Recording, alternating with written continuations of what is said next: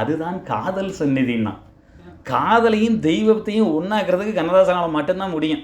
ஆனால் கம்பர் கூட அழுகலான்னு சொல்லலை. சில இதில் கண்ணதாசன் தன்னுடைய வார்த்தையும் சேர்த்து வைப்பார். சரியாக பேசக்கூடாதியா, அழுகலாம்ல. இப்போ நீங்கள் எதிர்த்து பேச முடியாது, நான் பேசிகிட்டு இருக்கிறத கேட்டு, ஆனால் மனசுக்குள்ளே அழுகலாம்ல. அதை நான் வந்து தவிர்க்க முடியாது இல்லையா பண்ணுறத. அப்போ பிரிந்தவர் மீண்டும் சேர்ந்திடும் போது அழுதால் கொஞ்சம் நிம்மதி, பேச மறந்து சிலையாக இருந்தால் அதுதான் தெய்வத்தின் சந்நிதிங்கிறாரு. இன்னொரு இதில் எழுதுறாரு பாருங்க, 2 பேருக்கும் வந்து அந்த ஹார்ட் டிரான்ஸ்பிளான்ட் ஆகிருதான். அந்த ஹார்ட் டிரான்ஸ்பிளான்ட் ஆகுதுங்கிறத அருமையாக எழுதியிருக்கிறாரு. அது அவர் எழுதுனது கூட புரியாது. அவர் என்ன சொல்கிறார், கம்பன் சொல்கிறார், வரிசிலை அண்ணலும் வாழ்கண் நங்கையும் இருவரும் மாறிப்புக்கு இதயம் எய்தினர்னு எழுதுறார். இருவரும் மாறிப்புக்கு, 2 இதயமும் மாறிடுச்சு, மாறிப்புக்கு இதயம் எய்தினர். இதை வந்து கண்ணதாசன் எழுதினார் பாருங்க. எனக்கே வந்து ரொம்ப நாள் கழிச்சு தான் அந்த பாட்டு தெரியும். நேற்று வரை நீ யாரோ நான் யாரோன்னு ஒரு பாட்டு இருக்குது தெரியுமா, எல்லாருக்கும் தெரியும். ஆனால் யாருமே அதை அவ்வளவு நுணுக்கமாக நீங்கள் பார்த்துருப்பீங்கன்னு எனக்கு தெரியாது. நான் அந்த வார்த்தைகளை சொல்கிறேன், நீங்கள் அப்படியா கேட்டிங்கன்னு பாருங்கள். நேற்று வரை நீ ஏரோ நான் யாரோ, இன்று முதல் நீ வேறோ நான் வேறோ, காணும் வரை நீ எங்கே நான் எங்கே, கண்டவுடன் என்ன கண்டவுடன் இவ கரெக்டாக சொல்லி. நீங்கள் சிறந்த நிபுணர்களாக இருக்கீங்க, சிறந்த ரசிகர்களாக இருக்கீங்க. அது எப்படி சார் பாருங்கள், கண்டவுடன் நீ எங்கே நான் அங்கேன்னு தானே வரணும். சாதாரணமாக எழுதணும், என்ன மாதிரி ஆள் எழுதுனா அப்படி தான் எழுதியிருப்பான். கண்டவுடன், ஏன்னா நம்மளால் என்ன சொல்லுவான், யாயும் யாயும் யாயா ஈயரோ எந்தையும் உந்தையும் எவ்வளி அரிதும், அது அந்த பாட்டை அவர் எழுதியிருக்கிறாருமா. ஏன் அவ்வளவையா முக்கியம்? எப்படி சொல்கிறார் பாருங்கள், இருவரும் மாறிப்புக்கு இதயம் எய்தினர். வேறு என்ன சொல்கிறாரு, கண்டவுடன் நீ இங்கே நான் அங்கேம்பார். என்ன மாதிரி ஆளுக்கு மண்டையில் புரியாதுங்கிறங்க ஜெமினி கணேசன் பாடும்போது செஞ்சு வேற காட்டுவார், நீ இங்கே நான் அங்கே அப்படிம்பார். எனக்கு தெரிஞ்சு ஜெமினி கணேசனே டீச்சர் ஆனது அது ஒரு டைம் தான். நீங்கள் வேணால் திருப்பி பாட்டை பாருங்கள். அவர் ஜெமினி கணேசன் அப்படி சொல்லுவார், கண்டவுடன் நீ இங்கே நான் அங்கே அப்படிம்பார். நான் நினச்சேன் பரவாயில்ல, அவருக்கு ஒரு டைட்டில் கொடுத்துருப்பாங்க, அந்த டைட்டில் மாதிரி அவர் பண்ணலை. அவர் வந்து நமக்கு அழகாக பாடம் சொல்லி கொடுக்குற ஒரு ஆள் மாதிரியே தான் இருந்தார். கண்ணதாசன் ஒரு படி எப்படி மேலே போனார்னா, ஒருங்கிய இரு உடற்கு உயிர் ஒன்று ஆயினர் அப்படின்னா, எனக்கு டாக்டராக எனக்கு இடிக்குது இல்லை, அது என்னடா 2 உடம்பு இருக்குது, அது எப்படி ஒரு உயிர் இருக்கும் அப்படின்னு நமக்கு தோணுதில்லை. இதில் வந்து அதில் கரெக்டாகவே அந்த அழகிய மிதிலை நகரினிலே மேடம் சொன்னாங்கல்ல, அந்த அழகிய மிதிலை நல்லவேளை அந்த வார்த்தையை மட்டும் சொல்லிட்டு போயிட்டாங்க. அதில் கடைசியாக அதில் இருக்கும், ஒருவரை ஒருவர் புரிந்து கொண்டால், உள்ளத்தை நன்றாய் அறிந்து கொண்டால், இருவர் என்பது மாறிவிடும், 2ம் ஒன்றாய் மாறிவிடும். கரெக்டாக அதுதான் அவர் சொல்கிறது. அதில் இருந்தாலும் கண்ணதாசன் என்ன சொல்கிறார் பாருங்கள், அந்த இரவுக்கும் பகலுக்கும் இனி என்ன வேலையிலையும் கண்ணதாசன் இதை எழுதியிருப்பார். அதில் வந்து உருவம் 2 உயிர்கள் 2 உள்ளம் ஒன்றே என் உயிரேன்னு எழுதும்போது அந்த கவிதையில், இன்னொரு கவிதையில் இப்போ எப்படி ஸ்டேஜ் பாருங்கள், உருவம் 2 கண்ணதாசன் எழுதுறாரு, உருவம் 2 உயிர்கள் 2 ஆனால் உள்ளம் ஒன்றேன்னார். உயிருக்கும் உள்ளத்துக்கும் உள்ள டிஃபரன்ஸை போட்டது கண்ணதாசன் தான். உயிருக்கும் உள்ளத்துக்கும், உயிர் 2 தான் ஐயா, உள்ளம் ஒன்றிய அப்படின்னு அவர் சொல்கிறது கரெக்டாக இருந்தது. அடுத்தது பாருங்கள், மருங்கிலா நங்கையும் வசையில் ஐயனும் தான் நான் வந்து உங்களுக்கு சொல்லிட்டேன். இதில் வந்து இப்போ பாலகாண்டம் முடிஞ்சிருச்சு. பாலகாண்டத்துலேயே நம்ம நிறைய பேசிட்டோம். சீக்கிரம் போகணும், இசை நிகழ்ச்சிக்கு போகணும், வேறு ஒன்றும் கிடையாது. எனக்கு ஒன்றும் இல்லை, எனக்கு நாளைக்கு தான் ஃப்ளைட்டு. ஏன்னா இந்த தமிழ் அறிவு மணியன் பேசும்போது நான் கேட்டேன், எனக்கு ஃப்ளைட் இருக்குது அப்படின்னாரு அவர். எனக்கு ஒன்றும் இல்லைப்பா, நாளைக்கு தான்ப்பா ஃப்ளைட்டு, நீங்கள் 12 மணினாலும் எனக்கு ஒன்றும் பிரச்சனை கிடையாது. ஏன்னா எதிர்த்தாப்பில் தான் நான் தங்கியிருக்கேன், அதையும் சொல்லிட்டேன். நான் தூரம் கூட போக வேண்டாம், பக்கத்தில் தான் இருக்கேன்.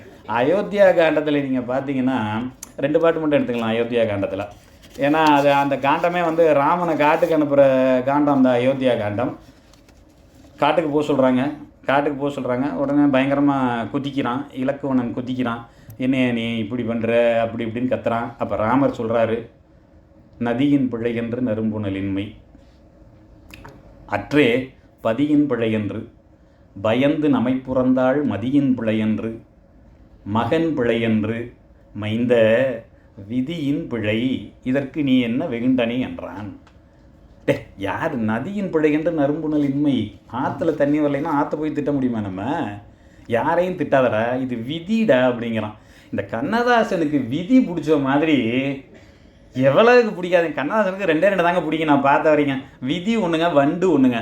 கண்ணதாசனும் வண்டுன்னு பேசினாலே 1 மணி நேரம் பேசலாங்க, வெறுமனா வண்டு மட்டுமே என்னென்ன சொல்லியிருக்கிறாரு. விதின்னா நம்மளால் புகுந்து அடிப்பான்.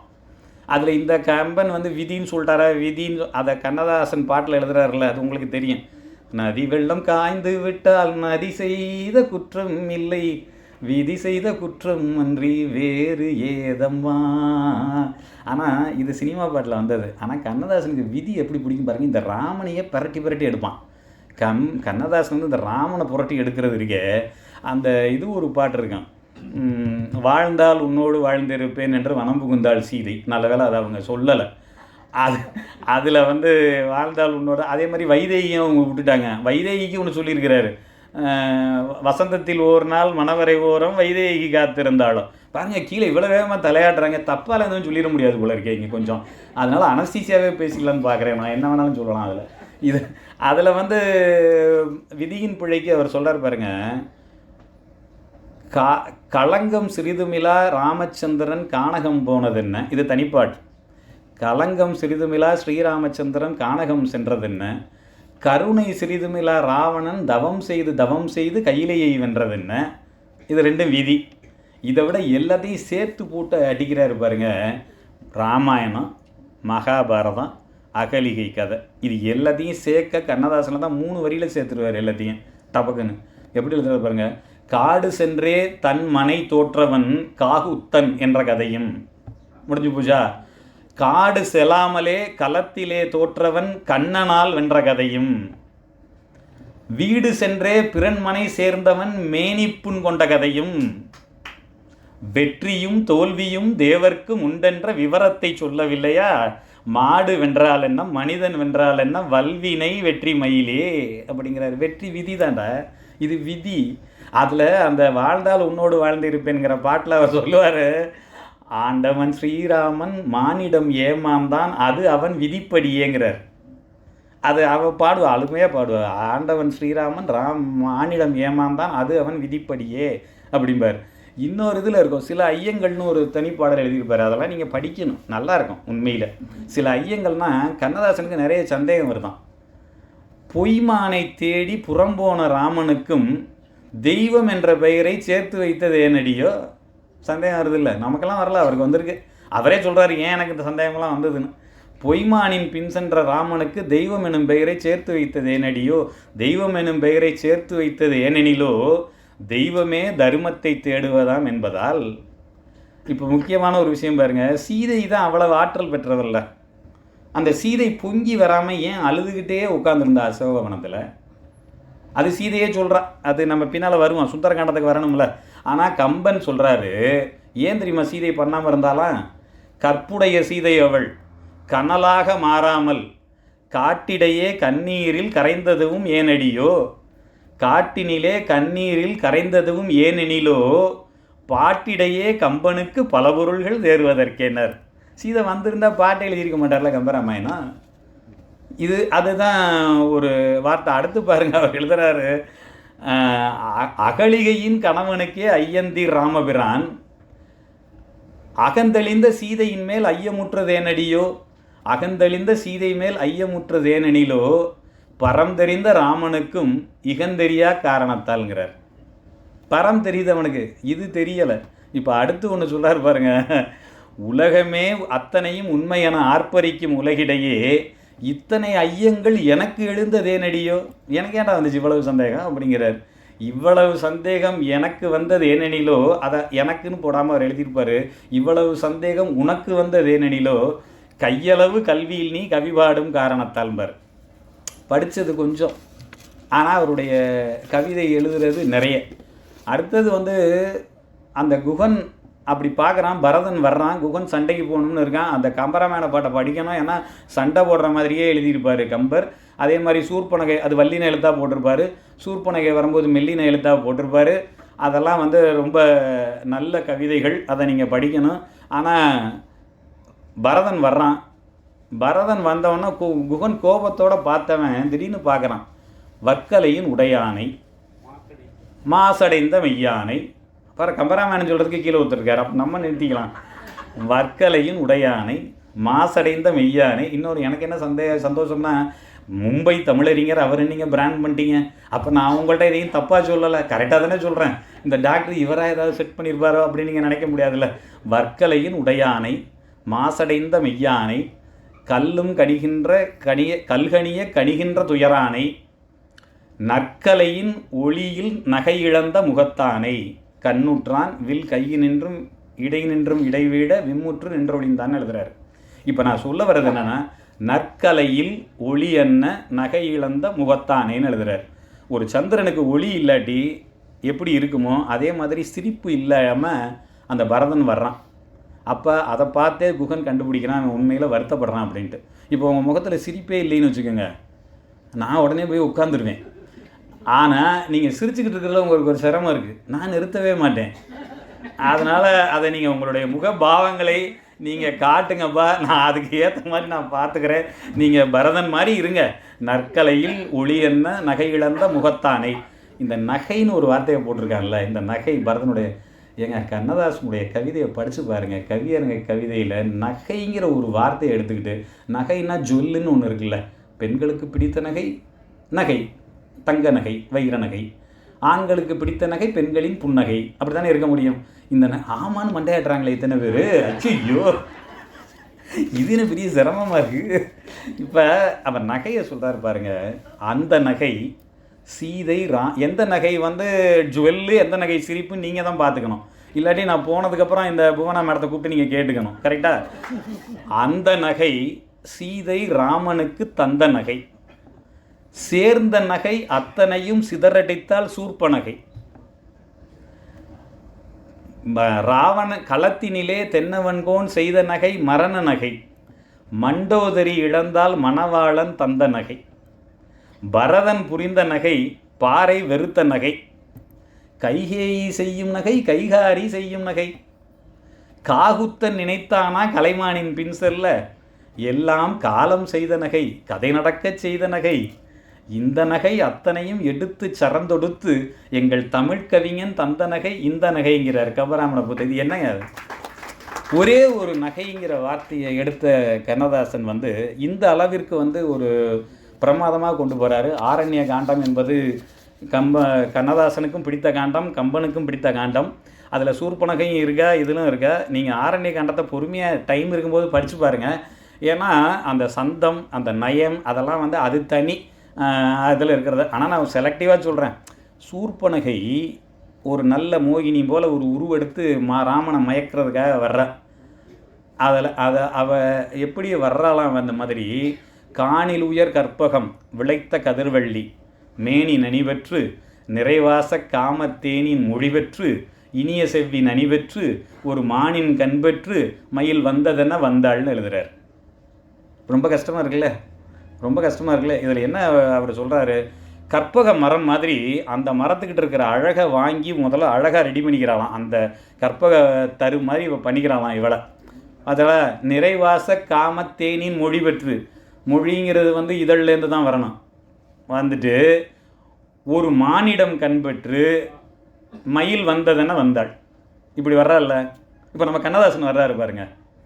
மானல்லவோ கண்கள் தந்தது ஓ ஓ, மயிலல்லவோ சாயல் தந்தது ஓ ஓ, தேக்கு மரம் உடலை தந்தது சின்ன யானை நடையை தந்தது. அது வந்ததில் பழையது. அதில் பாருங்க, இன்னும் சொல்ல, தேனல்லவோ மொழியை தந்தது சிலை அல்லவோ அழகை தந்தது. 4 வந்துருச்சா? 4 வரியில் இருக்கிறதும். இப்போ கம்பன் எழுதுனது புரியுதா, கண்ணதாசன் எழுதுனது புரியுதான்னு பார்த்தா எல்லாரும் கண்ணதாசனுக்கு தான் ஓட்டு போடுவாங்க. அதனால தான் காலத்தை கடந்தும் கண்ணதாசன் இங்கு நின்று கொண்டிருக்கிறான். இன்னொன்று பார்க்குற பாருங்க, சூர்பனகை பார்க்குறா, சீதையை பார்க்குறா சூர்பனகை. பண்புற நெடிது நோக்கி படைக்குணர் சிறுமை அல்லால் என்பிறங்கு அழகிற்கு எல்லை இல்லையாம் என்றாள்.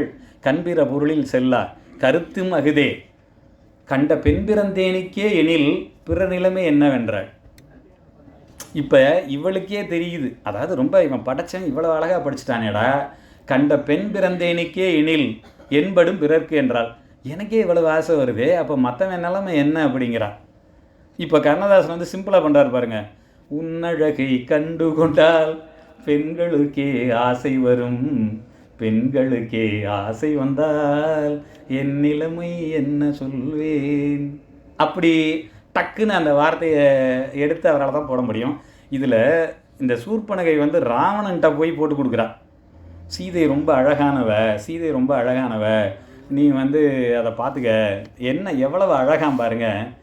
மஞ்சொக்கும் அழக ஓதி மழையொக்கும் வடித்த கூந்தல் பஞ்சொக்கும் அடிகள் செய்ய பவழத்தின் விரல்கள் அஞ்சொற்கள் அமுதத்தில் அள்ளி கொண்டவள் ஐய மைதீர் வதனம் கஞ்சத்தின் அளவிற்றேனும் கடலினும் பெரிய கண்கள் அப்படிங்கிறான். இப்போ தான் சொல்கிறேன், மஞ்சொக்கும் அழக ஓதினா சீதை முடியை கட்டி வச்சுருந்தானா அது மேகம் மாதிரி இருக்குமா. அது அழக ஓதிங்கிறதே ஒரு ஸ்டைலுங்கண்ணா. 5 தமிழில் வந்து 5 வடிவமாக பிரிச்சுருக்காங்க. 5 வகையாக மகளினுடைய கூந்தல் அழகை முன்னெற்றியில் மயிர் விட்டு கொள்வது என்பது ஓதி அப்படிங்கிற ஸ்டைல். மஞ்சொக்கும் அழக ஓதி, மேகம் மடித்து விட்டா மேகமாக இருக்குல்ல, மழையொக்கும் வடித்த கூந்தல் விரித்து விட்டுட்டா கீழே மழை மாதிரி. சொற்கள் அமுதத்தில் அள்ளி கொண்டவள் மைதீர் வதனம் கஞ்சத்தின் அளவிற்றேனும். அவளுடைய முகம் தாமரை அளவாம், தாமரை அளவு, ஆனால் கடலினும் பெரிய கண்கள்னு எழுதுறான் கம்பன். தாமரை முகத்தில் கடலை விட எப்படி பெரிய கண் இருக்க முடியும்? இதை கண்ணதாசன் எழுதுறாரு பாருங்க. மேகத்தை கூந்தலில் முடித்தவளோ விண்மீன்களை மலராய் அணிந்தவளோ. மேகத்திலே அந்த கூந்தல் அதை எழுதுறாரு பாருங்க. மேகத்தை கூந்தலில் முடித்தவளோ விண்மீன்களை மலராய் அணிந்தவளோ மோகத்திலே இந்த உலகம் யாவையும் மூழ்கிட செய்யும் மோகினியோ. இது ஒரு தான் எழுதிட்டாரா?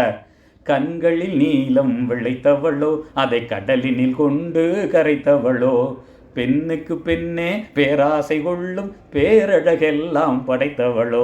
இப்போ பாருங்க, சீதையோட கண்ணில் இருக்கிற நீளத்தை கடலில் கொண்டு போய் கரைக்கிறா, கடல் நீளமாயிடுச்சான். இப்போ நீங்கள் என்னை வந்து கேள்வி கேட்க முடியாது, இது குட்டி கண்ணு தானே, இந்த நீளம் போய் கடலில் கரைச்சா எப்படி இருக்கும்? ஏன்னா கம்பன் சொல்லியிருக்கான் கடலினும் பெரிய கண்கள், அப்போ தான் அதை கொண்டு போய் கரைக்க முடியும். சீதைக்கு மைதீர் வதனம் கஞ்சத்தின் அளவிற்றேனும் கடலினும் பெரிய கண்கள் அப்படின்னு சொன்னதுனால இந்த நீளத்தை போய் அதில் கரைக்கலாம், கடல் நீளமாகத்தான் மாறும் அப்படிங்கிறத பார்க்கலாம். அடுத்தது வந்துங்க, கம்பனுடைய கவிநயத்தை நம்ம சொல்லணும். ஒரு இதில் கம்பனுடைய கவிநயத்தில் வந்து ஒரு இது இருக்குது பாருங்கள், சூப்பராக இருக்கிறது வந்து எப்படி பார்க்கணுன்னா, ராவணன்ட்ட சொல்கிறா, ராவணனை புகழ்கிற மாதிரியே சூர்பனகை சொல்லுவா. ஆனால் நீங்கள் பார்த்தீங்கன்னா எல்லாமே வந்து நீ எங்கடா உருப்பட போகிறாங்கிற மாதிரியே இருக்கும். அது மாதிரி 2 விதமாக எழுத கம்பனால் தான் மட்டும் முடியும். ஏன்னா அவள் வந்து எப்படி பார்க்குறா, பிள்ளை போல் பேச்சினாலே பெற்றபின் பிழைக்கலாற்றாய். இவள் சொல்கிறா, அவள் குழந்த மாதிரி பேசுவாளாம் சீதை. பிள்ளை போல் பேச்சினாலே பெற்றபின் பிழைக்கலாற்றாய் கொள்ளைமா நிதியமெல்லாம் அவளுக்கே கொடுத்தி ஐய வள்ளலே நினக்கு நல்லேன் நின் மாளிகை வாழும் கிள்ளை போல் மொழியார்க்கெல்லாம் கேடு சூழ்கின்றேன் என்றோங்கிறா. என்னன்னா நீ வந்து அந்த சீதையை பறிச்சோன்னா நீ எங்கடா வாழ போகிறாங்கிறா. ஆனால் பிழைக்கலாற்றாய்னா நீ தப்பு செய்ய மாட்டேன்னு அர்த்தம். கொள்ளைமா நிதியமெல்லாம் அவளுக்கே கொடுத்தி நீ எல்லா பணத்தையும் அவளுக்கு தான் கொடுக்க போகிற. உன் மாளிகையில் உனக்கு நான் நல்லது பண்ணுறேன், உன் மாளிகையில் இருக்கிற கிள்ளை போல் மொழியார்க்கெல்லாம் கேடு சூழ்கின்றேங்கிறா. எல்லாருக்கும் நான் கெட்டதை கொண்டு வந்துக்கிட்டு இருக்கேங்கிறா. 2 விதமாக அது எழுதுகிறா. இன்னொன்று சொல்கிறான், பாகத்தில் ஒருவன் வைத்தான் பங்கையத்திருந்த வெண்ணை ஆகத்தில் ஒருவன் வைத்தான் அந்தணன் நாவில் வைத்தான் மேகத்தில் பிறந்த மின்னிடையாளை வென்ற மாகத்தோள் வீர பெற்றால் எங்கனம் வைத்து வாழ்தின்னு கேட்குறான்.